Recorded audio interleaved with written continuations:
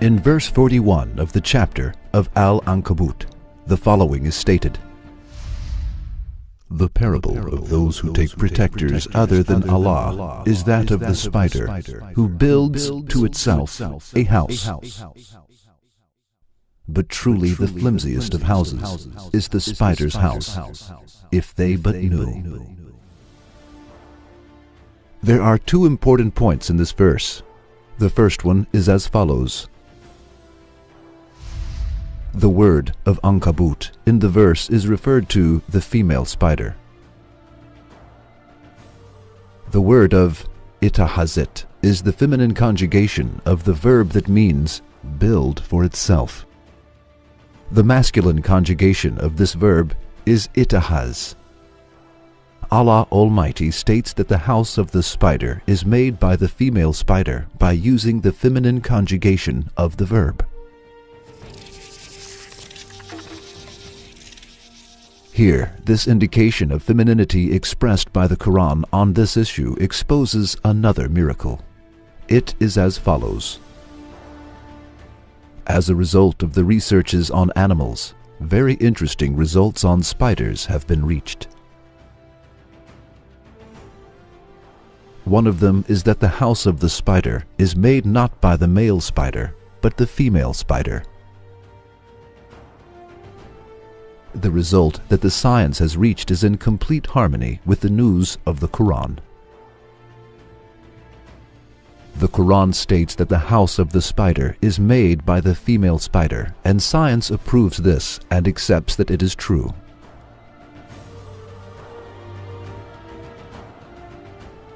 The second important point in the verse is as follows.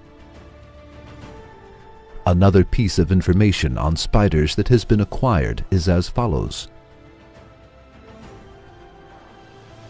In a large section of animals, males are bigger and stronger than females. Spiders are among the minority of the living creatures in which females are bigger than males. Generally, living species build their houses in order to protect themselves from heat, cold, enemies, and any kind of harm. However, the spider builds its house in order to destroy, harm, and eat those who visit its house by mistake. Thus, the house of the spider is the most insecure of all houses.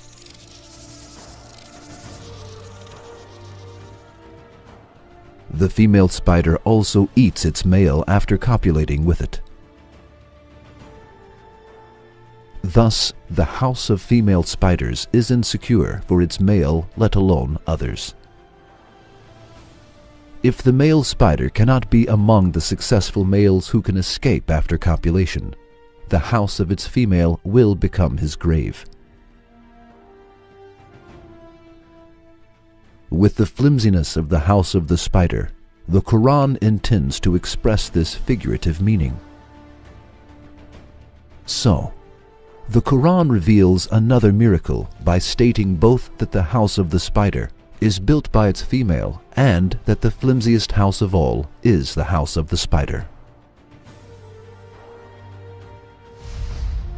The Qur'an mentions many issues from the expansion of space to the atmosphere of the earth being a protective roof, from the waves under the seas to the seas not mixing with one another, from the orbits of stars to the house of the spider, being built by the female and the flimsiness of this house. The Qur'an never makes any mistakes in any fields, though it gives information about such different issues. On the contrary, it exhibits miracles that amaze people whose eyes and hearts are not blinded in all fields. It is impossible for an illiterate man who lived 14 centuries ago to know and mention all of these things on his own. Then the Qur'an can only be the book of the being that created the universe. For the Qur'an miraculously mentions everything that the book of the universe includes, and all of its news turns out to be true.